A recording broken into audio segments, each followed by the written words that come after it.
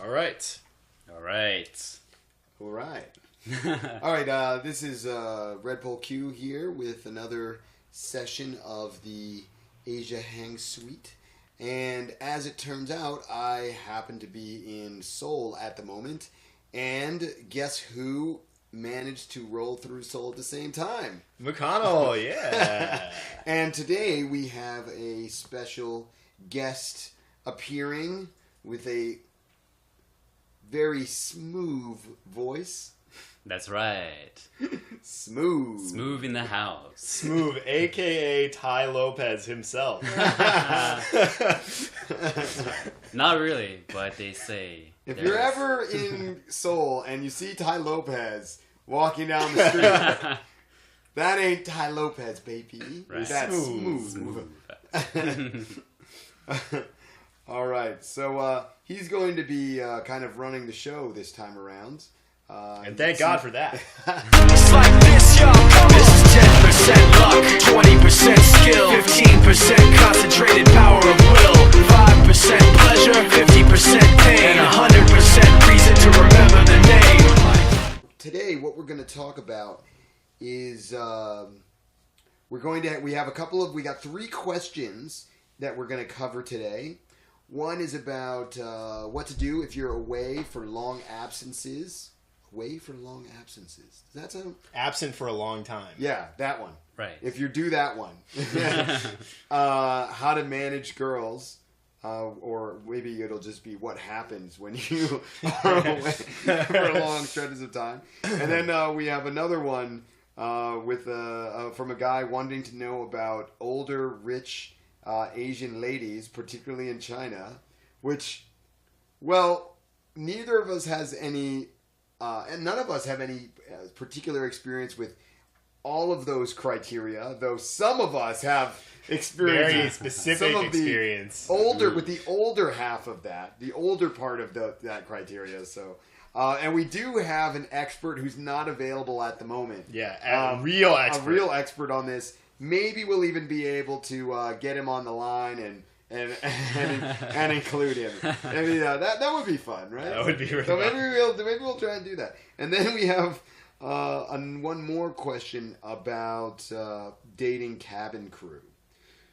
So there you go.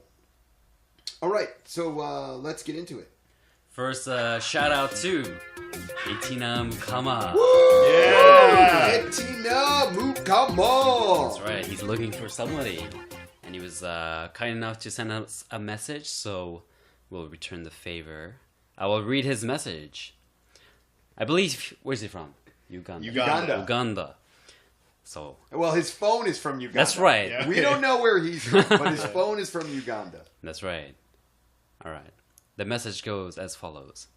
For me, I want a very good wife to marry from Korea or Japan.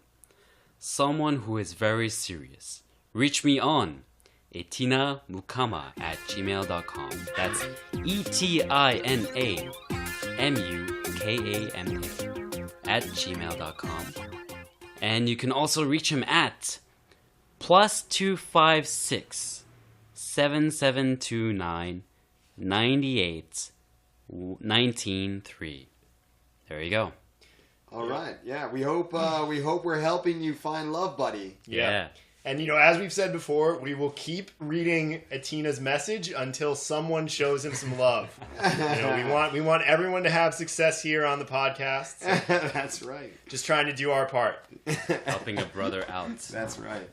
So anyone who hears about Etina on this here podcast can go on and fuck with him. Right now.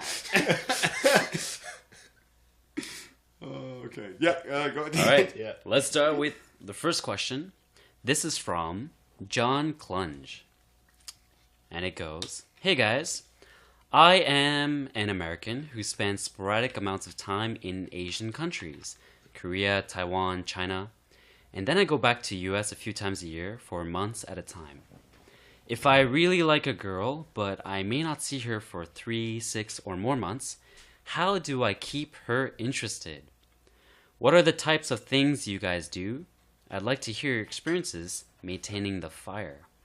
I find that messaging always dies off after a while, and by asking them to Skype once in a while doesn't keep the flame alive. Would you recommend sending postcards or small gifts from your country to keep her interested? Much love, John Clunge. All right. Well, this is a very interesting question because this is a question that guys typically have even when they aren't away for several months at a time. So, first of all,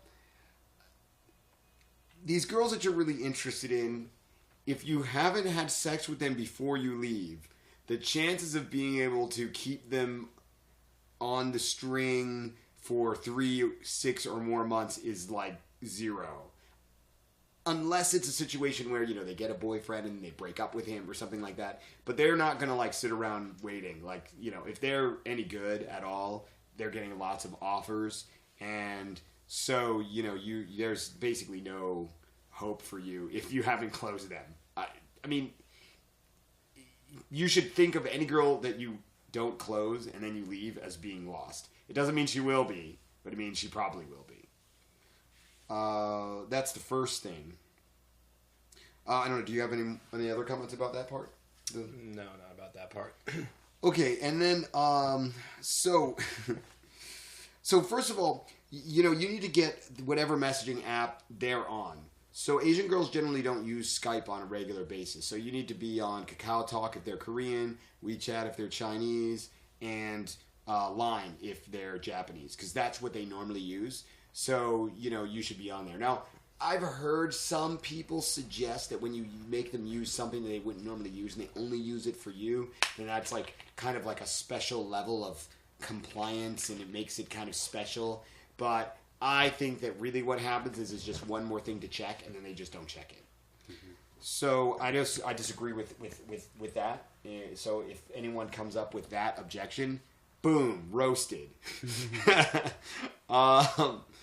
Then, yeah, so you definitely should get on those. And when you have those apps, you have a lot more options. I shouldn't say more options, but it's more natural to use the other options, whether that's voice messaging, whether that's sending pictures, whether that's sending video, whether that's using stickers, all of which you should definitely be doing if you're going to be away for long stretches of time. And really, I think that unlike in the West maybe where you might feel that you should schedule them before you call them, probably if you're messaging back and forth with them at some time, you could just call them. That's probably better to do. And then and even besides that, you can just call them randomly. I mean, when I say you can, it's pretty normal for Asian guys to do that when they're interacting with girls. It's pretty normal for them just to call the girl randomly. So you can do that. The main reason we tend to advocate against it is because they will call you randomly too, mm-hmm. and we don't want that. So we generally don't advise it. But in your case, it might be a good strategy. And in terms of postcards, small gifts from your country to keep her interested, any thoughts on that? Definitely, I think postcards or any kind of like traditional mail is a good idea because it's like a way of occupying physical space in her world. So, if you send her postcards, probably have that, even if she just has it sitting on the table or on her desk or something, so she'll be reminded of you at regular intervals. So even if you have kind of like fallen out of normal text messaging pattern with her, she'll still be kind of exposed to you via the actual physical mail sitting in her house. So I think that's a good idea. Definitely worth doing. Yeah, we have one of the guys, Sage. Sage is a big fan of sending postcards. So I definitely agree that it's something to do. And what you can do is you can get a stack of postcards and you can fill them all out with all of the different girls' addresses and on down to the to the post office and send off 10, 20 postcards or whatever it is. Don't mix the names and the addresses. One of our favorite members of the community here did that exact tactic. And he got a little bit frightened the night after he sent the postcards, and he thought he was paranoid that two of the postcards were going to be stuck together, and so he thought that they would both go out to one, two postcards would go out to one girl. So he considered biking to the post office at 3 a.m. to make sure that they weren't stuck together. Oh man. So make sure they're not stuck together. He said if you do that. Oh man. So in general, I would say that the prognosis for your situation is not very good. But what you can do is, or what you definitely should do is you should be trying to get them to come and visit you. You should definitely be trying to get them to come. I mean, if you live in the States, most Asian girls are pretty keen to go to the U.S. and, they want to go, but they don't know people, or, when they get there, it's expensive because of hotels and blah, blah, blah, and all of that. But, if you're just saying, hey, you should come and visit, you should come and visit, you should come and visit, and, you're trying to really hard to arrange the time, then that helps a lot. So I think it's weird. It's a really weird phenomenon, but for whatever reason, even Asian girls like you to be nearby. Even if they wouldn't meet you, they like you to be nearby. Even, so here in Korea especially, when guys go away on, short trips, maybe, 4 days, sometimes they don't even tell their girls that they're leaving. They just go and come back and pretend like they were here the whole time, because normally they wouldn't meet within that amount of time anyway. So that tells you how bad this can be. I would say that it's probably better with Japanese girls.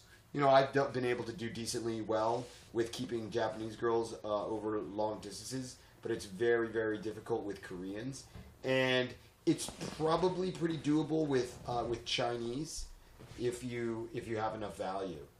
But I think with Koreans, it's going to be very challenging. I mean, it's pretty hard to keep them around when you live in Korea and you're here all the time. So, they just want a lot of time and attention, and then they're very busy. So they want you to be available whenever they want you to be available.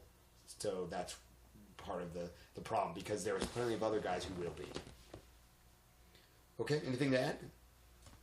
No, I think you covered All it. right, let's move on to the next I have a question. Oh, yeah. So when you invite girls to wherever you are, do you pay for their flights, or do you let them stay at your home? What does it look like? Well, it depends. Do you live with your parents? So, yeah, I think there's a lot of different ways to do it. But in general, I would say that the ideal situation is that you've already closed them, you've already had sex with them, and you live alone, or maybe you have a roommate, that's fine too, and then you have them come and visit you. Now, it really depends a lot on the financials of your personal and her personal finances. I'm 39. If you guys didn't know, I'm 39, by the way. And this is 2017, just to be clear. And when I was younger, when I was in my 25, 26, 27, I always had girls pay at least a little something when we went on dates. Because the girls are, about the same age. But now I'm 39 and the girls are still about that age. Sometimes younger than that. But, I generally date girls who are in their early 20s. So because I date girls that are in their early 20s, it's a little bit unreasonable, I think, that I expect them to pay for pretty much anything. And the reason is that, I'm a lot older than them. I'm supposed to be a lot more successful than them. And so, and they know that I fly a lot. So it doesn't match the frame. It's like, oh yeah, I flew to 3 different countries in the past month. But hey, can you chip in for this coffee? It just doesn't really fit the frame. So you have to consider that. And also, it's largely about what kind of things you want to do. So what I mean by what kind of things you want to do is, okay, so a flight let's say a flight to the U.S. from Korea or from anywhere here in Asia is going to run, at least $600 if you get a cheap ticket, and more typically $700-800, something like that. And if the girl's a student, she probably doesn't have that kind of money. And if she's just starting out working, and she's only had she's 23 or 24, and she's making $2,000 a month, she probably in this case, she might be able to afford it. So in that case, you might say to her, hey, yeah, I really want you to visit, if, the ticket's really expensive for you, let me know and, we can work something out. Something like that. Not saying you'll pay for everything, but saying you can work it out. Now, obviously, if you throw out to a girl like, hey, I really want you to come and visit, and she's like, well, I'm a poor student. So, like, I recently messaged a girl with something similar, and I basically said, well, I travel a lot, but I want to see you, so we should meet up somewhere. And she's like, well, I'm a poor student.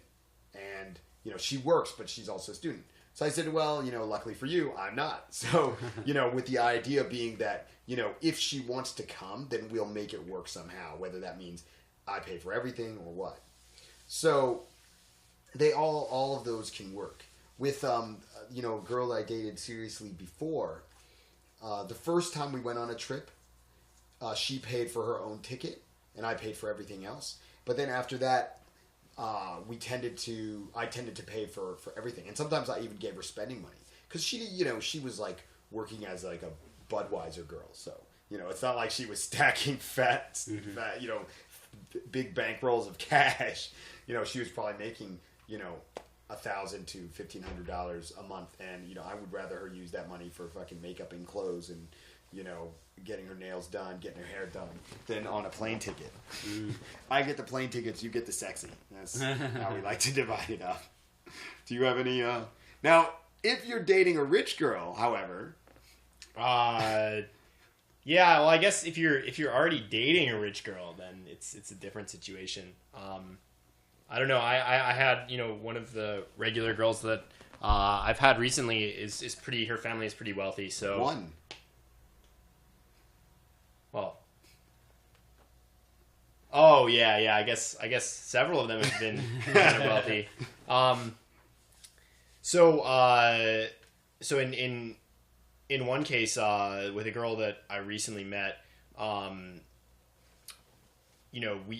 was telling her that we could go on a trip together somewhere, somewhere in Asia, and we were trying to figure it out.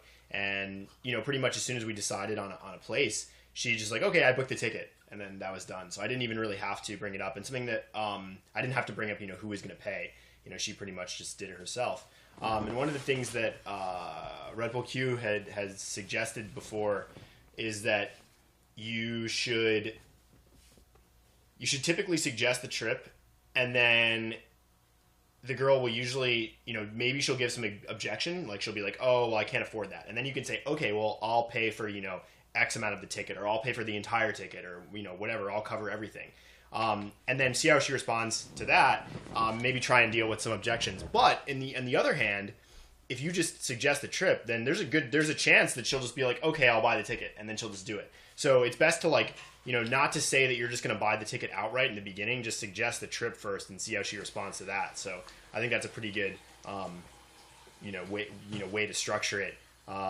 Yeah, I mean, in terms of girls being more, wealthy, it's like there's not really that much to say. Like, if they're pretty wealthy, then they'll just pay their way. Right. So it's always nice. Or their dad will pay their way. Yeah. Whatever it is. But yeah, absolutely. And so I think that's kind of one of the things that you should really be pushing very hard for. They generally know their holidays way in advance, because in Asia, generally the holidays are like everybody's holidays are the same. So you should really push for it like pretty early on, because if you don't, she'll make plans with like her girlfriends or whoever it might be. So you should really push for that hard. And you should, and one of the reasons for that is in the West, it's very typical that you don't want to seem like you're too interested. You always want to seem like kind of chill and like you don't really care and all that. Well, that's not the way to run it here. The way to run it when you're dealing with Asian girls, like proper Asian girls from Asia, is that, you want to be the one who's like, you're really trying to make it work, and they're the ones that are fucking it up. That's one of the best frames you can have. Even if you are actually seeing other women at the same time, by pushing that frame on them, you create the dynamic that seems to work best. Because you're basically saying, well, I really value and I really cherish you a lot, and you're not allowing me to treat you as well as I'd like to. And that is, they're looking for guys that are really into them. So that sets the right frame. They're not looking for guys who aren't into them and who they are into. They're looking for guys that are really into them that they're into. Okay. Great. Yeah. I just want to say, there's a lot of questions that come up about, should I pay for the date? Should the girl pay for the date? And that reframe that, I'm 30 now, and usually the girls I date are like early 20s, they're students. So it's really unreasonable for them to expect them who don't really work to pay for the date. So by default, I just pay, and there's a lot less friction. Yeah. But you can, like, for example, they can pay for coffee or something. Oh, yeah, which is pretty common in Korea. Yeah. Yeah. And so now I generally have, like, because girls sometimes do want to pay. This also varies widely with country. But when girls want to pay, I generally tell them, and this is my personal thing, you don't have to do it this way, but I think this kind of works best, is to say, instead of, like, splitting bills and stuff, to say, well, okay, I'll get this and you get the next thing. And essentially have a rule like, well, look, if you want to pay for something, then you can just, like, pay for the whole thing. And when, if I pay for something, I'll pay for the whole thing rather than this horse trading. And, it's like, it's just very uncool, I think. Taking out cash and... Yeah, slowing the whole interaction down. But I have to say, if you are very poor, because I've been very poor, anyway, there's been poverty around me. Yeah. What you can do, if you really do need girls to pay part of it, is you can just tell them how much to give you. That also speeds things up. So, for example, if you go someplace and let's say the bill is $30, you can say, hey, do you have $10? I mean, most every girl will have $10. And so, do you have $10? And if she's like, oh, yeah, sure, then she'll hand it. If she only has like 5, she'll be like, oh, I have 5. You can be like, oh, okay, that's fine. Whatever it is. So that's another way that I like to handle that problem. So I like the, specific. So you're at the table, you get the bill. Is it when you see the bill, you say, oh, do you have $10 and I'll get the rest? Like that? I don't say I get the rest. I just look at the bill and say, hey, do you have $10? Okay. And then you go and pay. Yeah, because probably she knows approximately how much it is. So generally I'll have her pay somewhere between or in the past when I used to do this, I'd have her pay somewhere between, 1/3 and a half. Something like that. Although sometimes it was less. It just depended. Okay. On what, now in Korea, because almost everyone uses credit cards, maybe that's not so, not so doable. But in countries where everyone pays cash, Taiwan, China, Japan, you can just do it that way. Mm-hmm. Cool.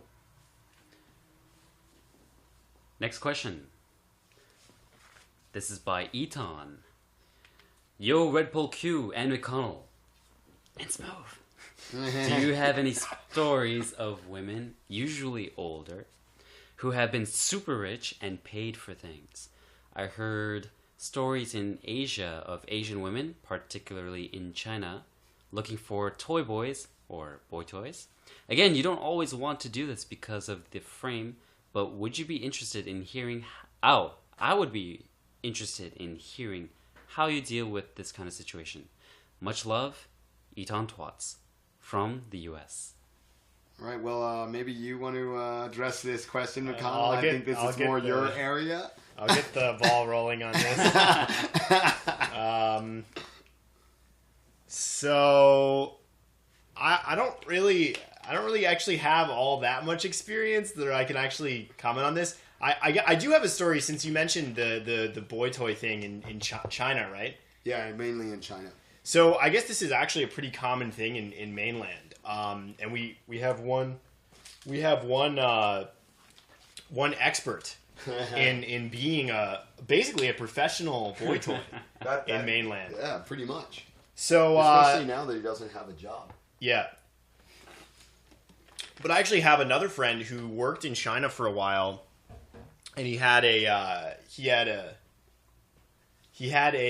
job at a Chinese company, and his boss was this older Chinese cougar, I guess you could say, and they started to have sex, outside of work, and he said that it seems like the type would want to have sex inside of work. That may have happened too. I don't know, but I guess she used to really cut into him during meetings and stuff. So they'd be in meetings and she'd be just tearing into him about his low quality of work or whatever, and just really rude. And then and then she'd like message him after the meeting, and she'd be like, "I can't wait until later."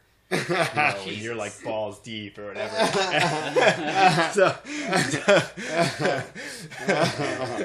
So very strange dynamic for sure. But she was trying to make sure that no one caught on. Yeah. So yeah, and then we have another enthusiast, mature enthusiast. In China, Mr. Ballz Deep, aka Made You Look, on the forums, and AKA the MILF Hunter. Yeah, AKA the MILF Hunter. That's right. That's right. Okay. So he's had several MILF cougar closes. Yes, several. In fact, I mean, I think it's more than several. It might be like 50% of his closes. Yeah. So he actually had a series of field reports titled Road to Riches. Yeah, Road to the Riches, and it was like I think it was multiple girls, right? It was like a collection of field reports. Yeah, there yeah. was multiple girls. So maybe we should like collect those into an anthology or something and publish it. Anyway, but it was a really great series of FRs, and basically these girls were these women, I guess, were usually like married, and they had pretty rich husbands. They were either older women or mature ladies. Yeah. And so they were usually married, and they had pretty rich husbands who took care of them, but like neglected them sexually. Although sometimes it was the wife who had the money too. Oh yeah, that's true. In the case of Ben's MILF, right. I believe that was the thing. Right. I don't know if it was that particular girl, but maybe. Yeah. And she was like, her husband was kind of like the deadbeat who was like riding on her. He like worked at her company but didn't like do anything. Right. So yeah, so in terms of how you would meet these women, I guess it seems like it's pretty easy to find them in China, actually. Like, to actually like, just, go to places where they would be and then locate them. Because I guess there's certain areas of China that are just, like, for rich people. Like in the case of Mr. Ballz Deep, one of his preferred pickup spots was when he would drop his nephew off at the school bus. Yep. So you can give niece? that... I think it was a niece. Or yeah, nephew, you could give that a shot if you're... hanging out at the school bus. No one who's at the school bus stop. No one is going to be suspecting what you're really going for. Yep, they think you're a pedophile, but no, you're a connoisseur, a cougar connoisseur. Yeah. So so that was so we have him, Mr. Ballz Deep. I've been dabbling in the mature markets recently, but I don't really think I'm qualified to give any advice, because in all of my mature cases, I didn't actually know they were that mature. Really? And I knew they were older, but I didn't know like the extent.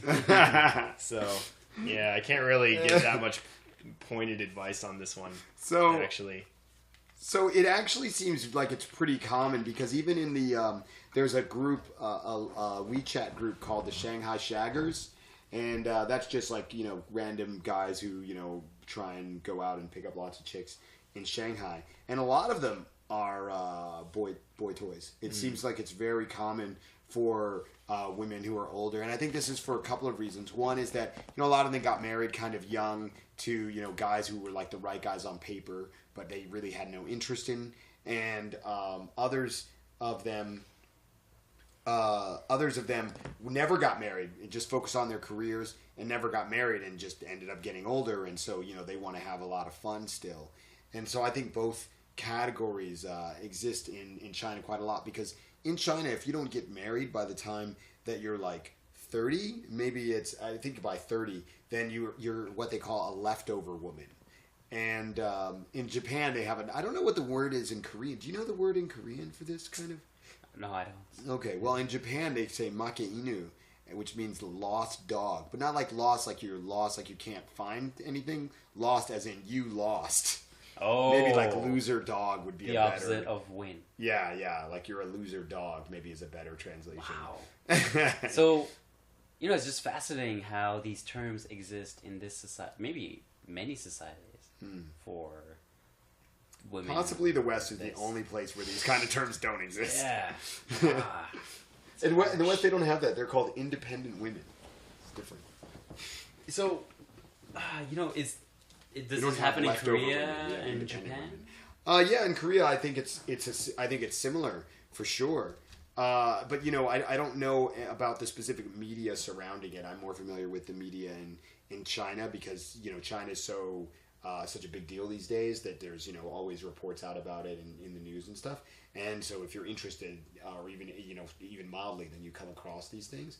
And in Japan, I lived there for like 9 years, so I know a lot about the Japanese cultural situation. But I'm not really. I think Korea is a little bit more closed off. They tend not to be so free with the downsides of Korean society. Everyone thinks it's all Korean dramas and hot K-pop girls, and but that's not really quite how it is. So I don't know. Maybe you could investigate. Put Smoove on the job. What maneuver could possibly be smoother?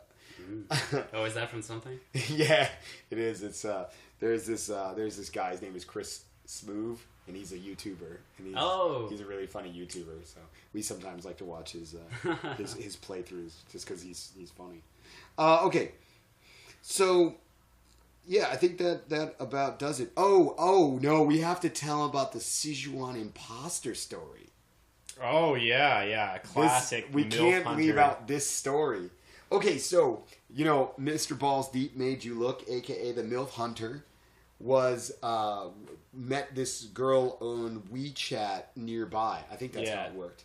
So WeChat nearby, WeChat is a messaging app, and there's a function on there where you can search for people that are around you and start chatting them up. And people use this to like meet girls, and girls use this to meet guys, obviously. And he met some girl on WeChat nearby. I'm pretty sure that's how he met her. And he like used to talk to her almost every night, and they would do like phone sex, and she would send him gifts, and he was this girl isn't actually older. Anyway, I guess that doesn't matter. We'll tell the story. she is a little bit older. Yeah, maybe she's in her 30s, right? No, I don't think she was. I think she was in her late 20s. Actually. Oh, okay. Because she was single, but she wasn't like. Oh, that's right. Yeah, I guess you're right. Yeah. Yeah. So, but so here's another clue: you don't need to date older women to date rich girls. You might have to go. I guess you have a choice. You can go older or uglier, maybe most of the time. Maybe. I mean, not in the case of McConnell here. He's got young and rich. I had one young and rich girl. That was pretty nice. Paid for everything. Anyway, so back to Sichuan imposter. So. Have you heard this story? No. Smoove? Oh man, this is so good. Great story. So he meets this. So he's talking to her on the phone. He wanted to do video chat with her, but she never would do video chat with her. But he was like, oh, okay, well that's fine, because she had lots of pictures on like her moments. Moments is like timeline or like Cacao story, or it's like Facebook on a mess, or like Instagram on a messaging platform. So the regular messenger they use, you can post pictures to there, and you can like comment. So she always had like pictures on there. So he's like, okay, whatever, that's fine.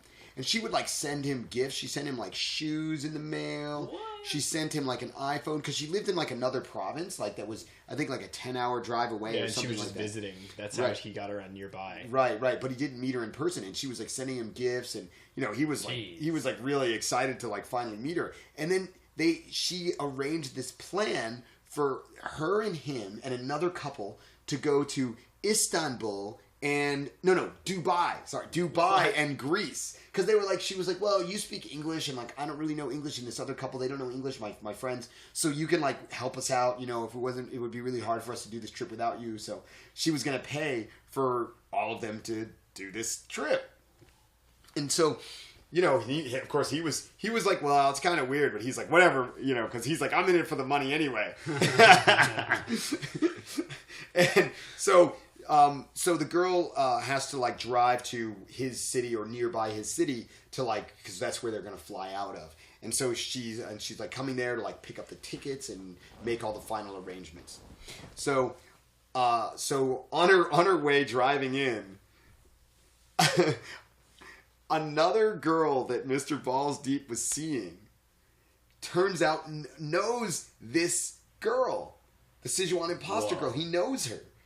And so she starts messaging the girl, telling her, oh, Mr. Ballz Deep, I've been seeing him. Oh no, she sent him screenshots of their discussion, and their discussion was about like he hadn't closed her yet. That's right, he hadn't closed her yet, the new girl. But he was like working on her, so she sent the the rich girl screenshots of him talking about coming to see her and like a little bit of their like sexy talk, and he was freaking out. He was all worried he was gonna like lose his trip and lose all his free stuff, because she also got him did I mention she got him like an iPhone?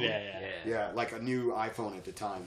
He was all pissed off that it was like the 32 gigabyte and not like the 128, and he was like yelling at her about it. But anyway, so he drove. So she told him where she was staying. So he drove out because she started ignoring him. So he was like, "Oh shit!" So he drove out to where she was staying. He was like, messaged her like, "Oh, like I'm outside in the car," and he like spent the night sleeping in his car in the parking lot outside of where she was staying. Wow! And he didn't hear from her, so he like drove home. And then later on, she told him that when she'd come to get the tickets, that her friend, who was the travel agent, asked for like some additional monies for like various small fees, and then she paid them, and then her friend just disappeared. So the friend just disappeared with all of the money, and it was like the money for both couples, and I think it was like $10,000 or $20,000, something like that. It was quite a lot of money, and it just disappeared. And and so she was like really upset about this, and fair enough. And so she. So she like left, and then we didn't hear anything about this girl for a while. And then the next message we get from Mr. Ballz Deep is about how he had sex with this girl, and the girl showed up, and it wasn't the girl in the pictures. She was using her friend's pictures in her moments because her friend was hotter than her. But anyway, Mr. Ballz Deep was kind of annoyed about that, so he decided that the best way to punish her would be to have sex with her. And the best part of this, anyway, I don't know. The best part of the story was that she was on her period. Should I read it? Yeah, why not? Yeah, why not? Great. Let it fly. Resource. Oh man, it's oh man, it's I don't know about this.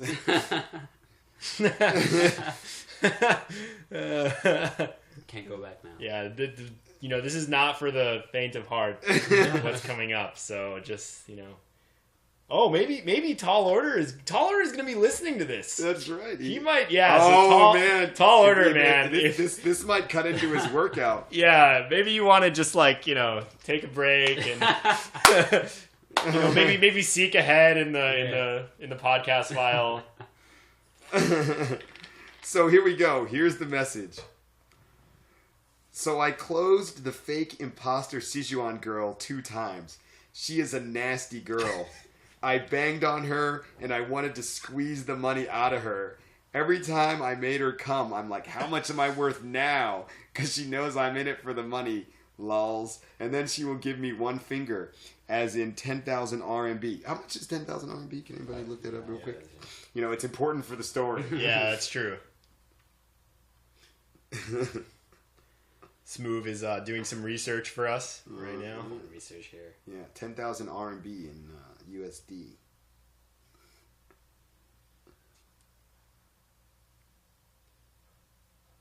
$1,500. Okay, great. So she knows I'm in it for the money, and then she will give me 1 finger, as in 10,000 RMB, $1,500.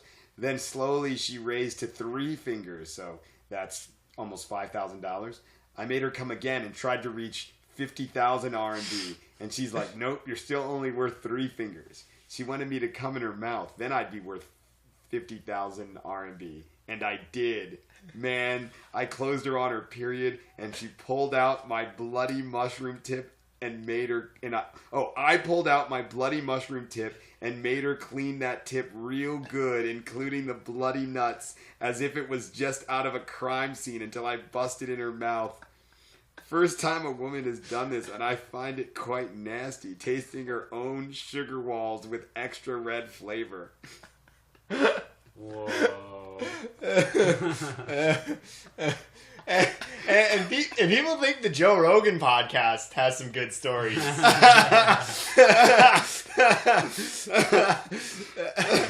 So Eton, good luck in China. Oh man.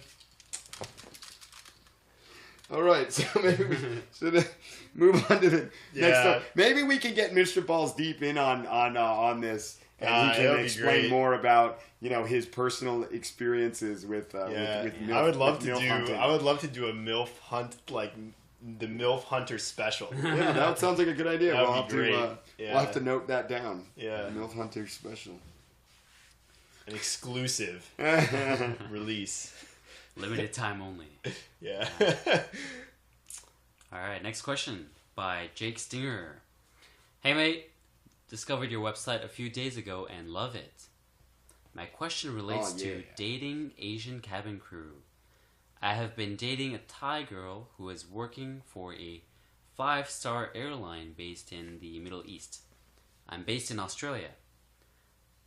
Has been long distance for 2 years. As I read, you have been dating Asian cabin crew previously. I'm interested about how you dealt with it, the distance, and in particular, handling jealousy from the multitude of approaches when they are outstationed from passengers.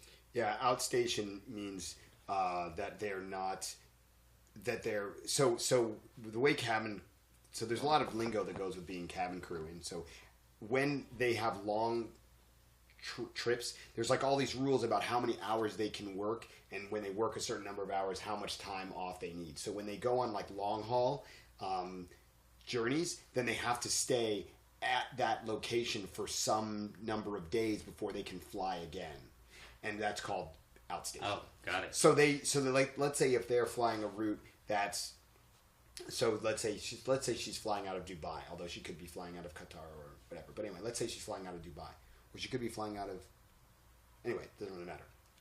So she's flying out of Dubai, and she's flying from Dubai to, let's say, New York.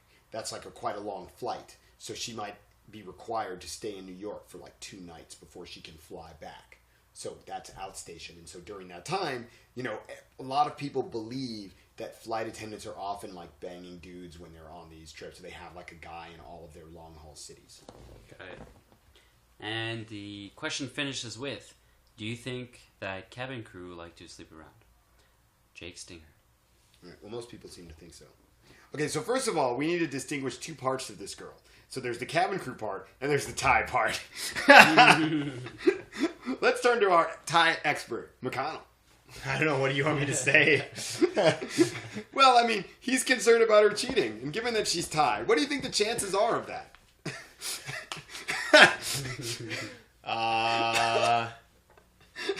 I'll just say that the infidelity rates in Thailand are very high. So, yeah. Let's just say that if she was from any other country, maybe except for any other Asian country, if she was from Japan, Korea, China, maybe, but certainly Japan and Korea, I would be a lot less concerned. Well, first of all, I wouldn't be concerned at all, but if you were to be concerned, I would be far less concerned than if she's Thai. Anyone, you agree with this? Yeah, I guess probably a fair assessment. You seem reluctant to. I don't know. I mean, yeah, I guess I agree with that. I mean, anyway, it seems like I guess there's 2 things. Like, one is that this isn't a big deal to me personally, and I don't. Well, really we'll get feel to that part. We'll get to that jealous, part later. Yeah, we'll get to that part yeah. later about dealing with that part, because he asked specifically about dealing with jealousy. So we'll talk about the jealousy aspect first. Yeah. But let's talk about the whole aspect and what their life probably looks like first. Okay. So being Thai. I guess so. Okay, let's just say that if she was sleeping with somebody else, a lot of somebody else's, it wouldn't be shocking. That's, yeah. Sure. Yeah. Right. Okay, so that's the first thing. Now, I would say that on the whole, though, cabin crew don't have nearly as much sex as everybody thinks they do. Yeah, I think that's definitely true. Most of the time, they're hanging out with other cabin crew. So they're all like hanging out. They all stay in hotels together like all the time, and they don't really have that much time when they're outstation actually, because in preparation for their flights, they need to be at the hotel usually like some amount of time before their flight. Like, they have to be back at their hotel like 10 hours. And even if you have 2 nights, maybe they have one day to like motor around Paris and like check it out and take pictures or whatever. But then they have to be back at the hotel getting ready for their flight. So they don't really have that much time. And actually what you often hear about is cabin crew sleeping with male cabin crew, of which there aren't very many, and with pilots, of which there also aren't that many relative to the cabin crew. And so, one pilot can't service all of them. And although I'm sure he tries. And also most of the pilots are married. So the girls aren't really too happy about sleeping with married dudes. All right. I mean, definitely married dudes are not the girls' first choice. So I think that you in general shouldn't be nearly as worried. And also, because cabin crew is kind of like a high status job, a lot of the girls don't engage in behaviors like being on Tinder, trolling for dudes. Not because they don't need to find guys, but because they feel like it would be beneath them. They get like cards from guys on their flights and stuff, but most of the time, they consider that to be something separate. So I don't really think, you might have this image that she's flying all over the country and banging all these dudes, but Sage once was at, do you know the story? Maybe. Sage is the leader of the China Lair, and he was over at he lives in Hong Kong, and he was in Hong Kong, and he was at the City Super in IFC, which is like the high-end mall right next to the Intercontinental Hotel, which is where all the Korean Air cabin crew stay. And he was in this supermarket, and he approached this Korean girl who happened to be Korean Air. And he was like, oh, she was like buying like beer and chips there. And he was like, oh, looks like you've got a fun night ahead of you. And she's like, oh, it's so boring. And he's like, well, why don't you give me your, number and we can maybe hang out. And he was like, she never replied. So, here she is living this boring life. And she certainly wasn't trying to make it the filthy night it would have been if she'd spent it with Sage. That's for sure. So I think that you really shouldn't be as worried as you are. I mean, and as I said, I'd be more worried by the fact that she's Thai than by the fact that she's cabin crew. Now, the next thing, let's talk about jealousy a bit. Maybe you want to chime in on this. Yeah, sure. So I think, well, first of all, I think if you're like overly jealous, or if you feel like really strong emotions around jealousy, you should try to manage the you should try to deal with that like as just something, as a part of your personality that you're managing and you're trying to deal with, because feeling jealous can cause you to act in ways that aren't helpful at all. So acting on jealousy is not going to benefit you very much at all. So trying to control that is like a good idea. And there's lots of different ways that you can that you could sort of think about jealousy or reframe it so that you don't end up acting like making just sort of rash decisions or thinking in like getting in thought patterns that are sort of like just going to rile you up.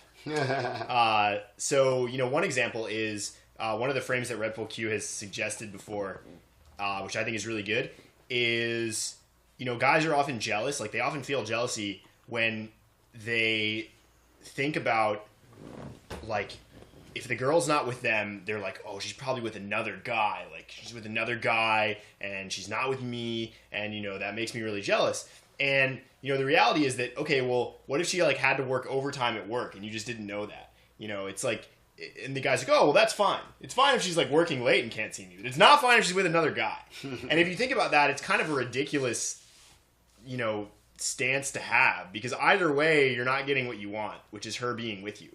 So, your reaction to both of them should be the same, basically. And, in the case with, to apply this to the cabin crew case, it's like, if she's in another country and you can't be there with her, it doesn't really matter what she's doing because she's not with you anyway. So getting yourself all worked up over that is just pointless. You're just gonna be sitting at home being angry. And there's a lot better ways to spend your time than sitting at home being angry. That's right, like going out and getting new girls. Exactly. So yeah, I think that jealousy is really not something that you should engage in, and it's something that you should try to manage very carefully, because certainly you can see like a lot of improvements. I know that like many of the guys that we work with have been jealous, and then they sort of like were able to like tame that or sort of get rid of it. I'm not really a jealous person naturally, so I think so I'm kind of lucky in that sense. And I know you aren't either.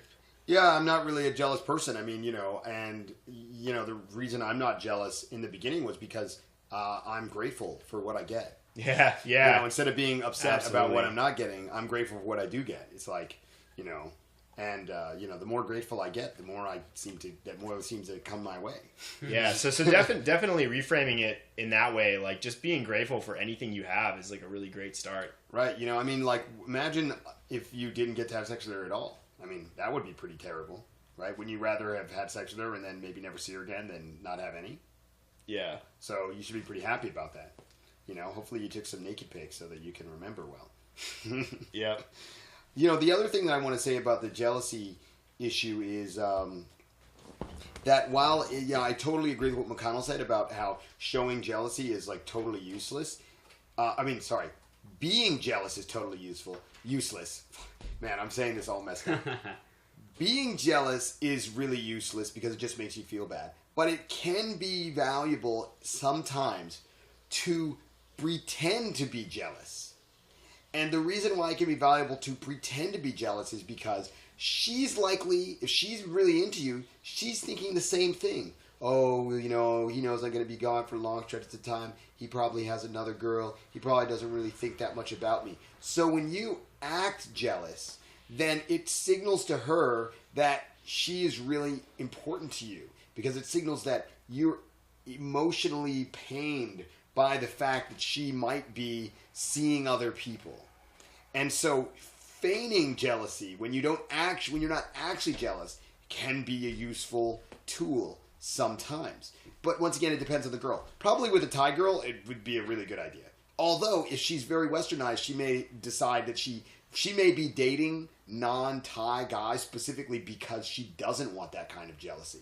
So you should keep that in mind. So you can test it with small displays of jealousy to see how she reacts. And if she reacts in a positive way, then you can maybe crank it up a bit. And if she doesn't, then you can discard it as a technique. I used to do that with a girl that I was dating. She was a dancer, and there was these famous dancers from France that came to Japan sometimes, and she would go to their workshop, and I would pretend like I was really jealous by asking her if she gave them her phone number, if she hung out with them, or if they invited her on a date, and asking her all these questions, even though I didn't actually really care at all. I just was doing it so that she could feel. It was really funny to see her face. She'd feel all she'd look all delighted that I was she'd be like, "You don't really care about that," and I'd be like, "What do you mean? Why wouldn't I care?"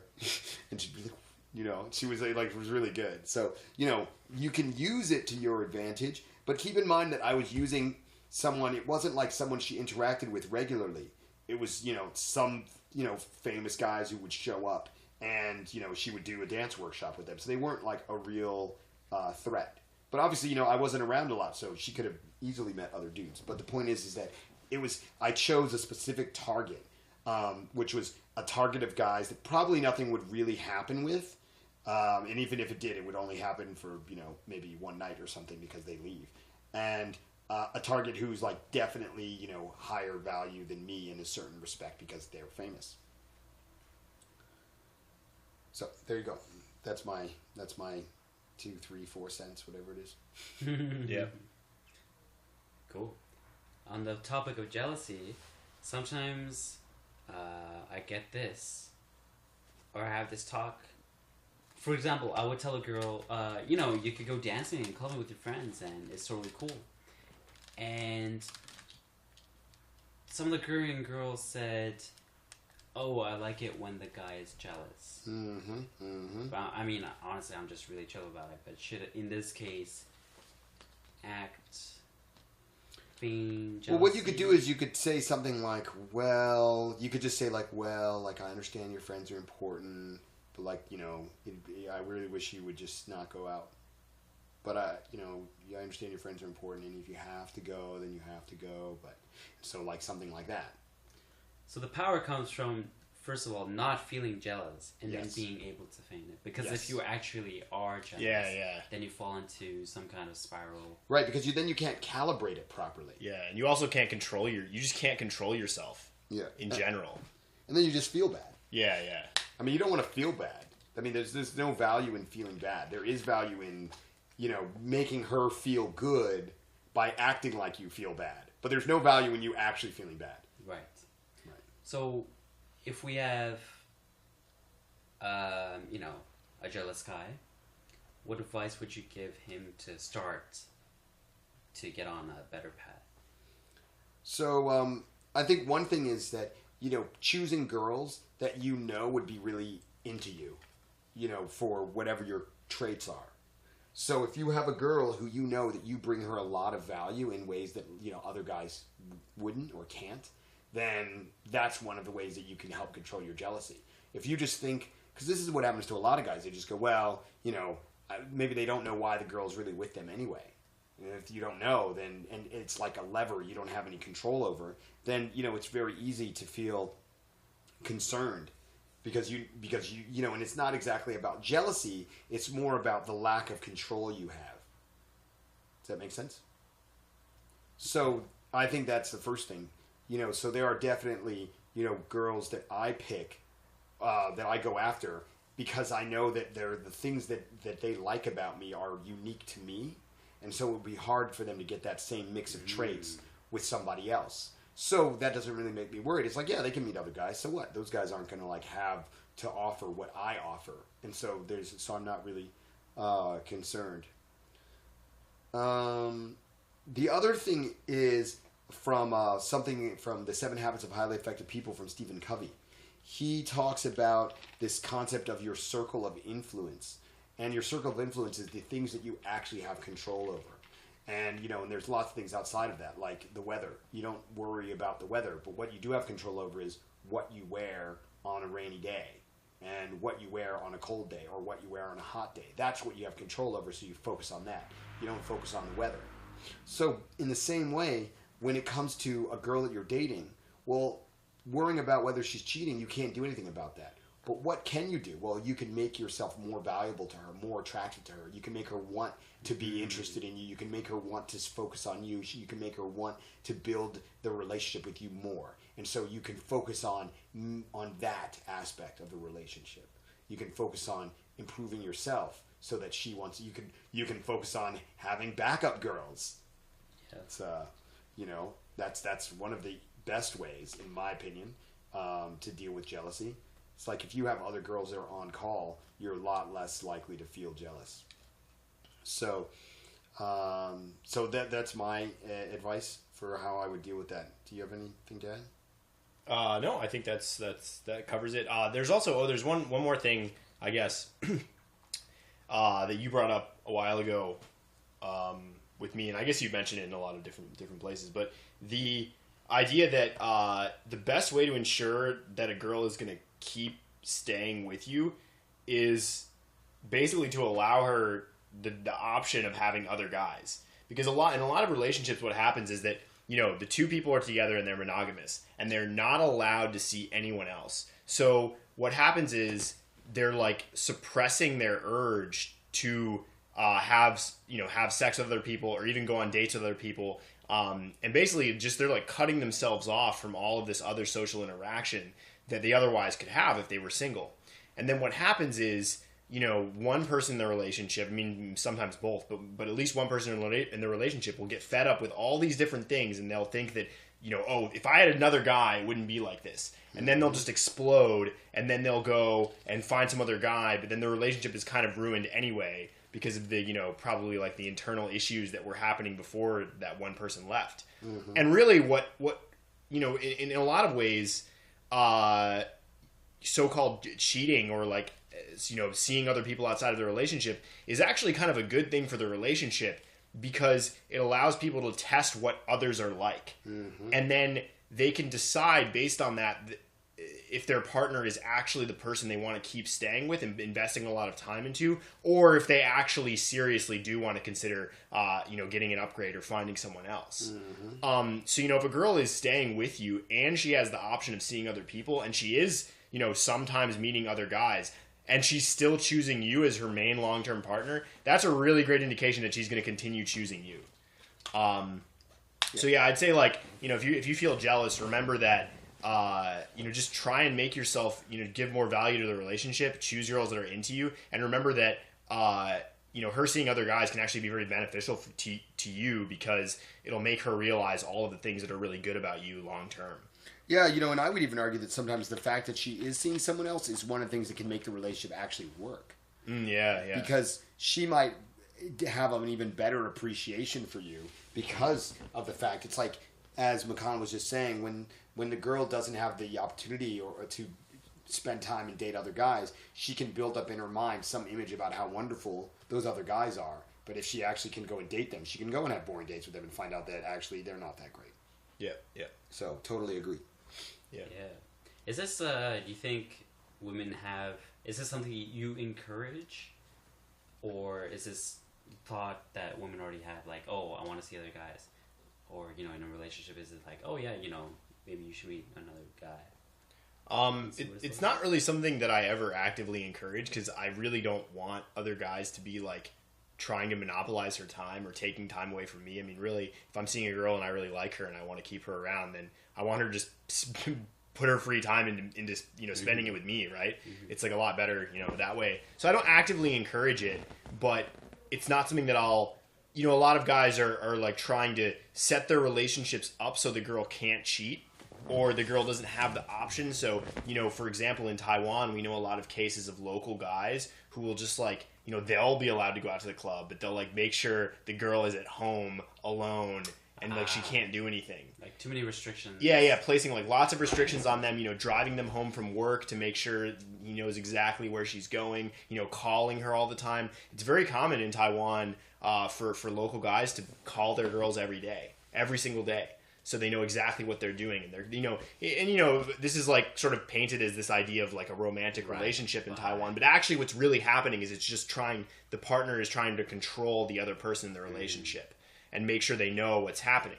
So I don't do any of that stuff in my relationships because the girl should have freedom to do what she wants to do, and if what she wants to do is see some other guys and have boring dates or bad sex with them, then she should be allowed to do that so that like he just said, it sort of amplifies your value in the relationship. And if it doesn't, then it's probably better for you to find out now than 5 years later after you've been dating her that she's not satisfied with you, right? Yeah, for sure. If the girl's gonna leave you, better have her leave you now than leave you after you've wasted a lot of time and missed out on all the other girls you could have gotten. Yeah, I mean, and this is all about self-improvement. So I mean, learning what you're not doing right is the first step to getting better. So it's probably a good thing. Mm-hmm. Does that answer your question? Yeah, excellent. Yeah, we're already like an hour in, so I don't know if you guys want to keep going or. Well, maybe we should end it now, and then we can do another one right now. When we talk about Sleeping Beauty. Yeah, sure. Okay. How do you guys end this? Normally we're just like, oh, we hit about an hour, and we're like, see you guys. Thanks for joining us again. Oh, you know what? I had something I really wanted to say before we close it out, actually. I just wanted to say that if you want to hear these podcasts more often, if you want more Asia Hang Suite to come out more often, email us and let us know. We do love doing these things, but sometimes we get caught up with like travel and dating and teaching pickup and fashion and travel and girls and then we just end up not doing any recordings for a long time, and then or getting them ready to be put out for a long time. So if you want to see these more often, just show us some love, send us emails, hit us up somehow, let us know that you're really enjoying it, and because we're definitely willing to do it more often. We just tend to there's not the same urgency around it as a lot of the other things that show up. So let us know. Yeah. All right. And so you can email me at RedpoleQ at PickUpAsia.com, and you can reach McConnell at McConnell at PickUpAsia.com. My name is a lot of double letters, so it's McConnell at PickUpAsia.com. And you can reach Atina Mukama. one more time. For a good old time's sake. Everyone, you want to meet this man. His name is Atina Mukama. Reach him at Atina, ETINAMUKAMA @gmail.com. That's right. Yeah. All right, thanks for joining us today, Smoove. Oh, pleasure's mine. And we will catch you guys next time. Goodbye.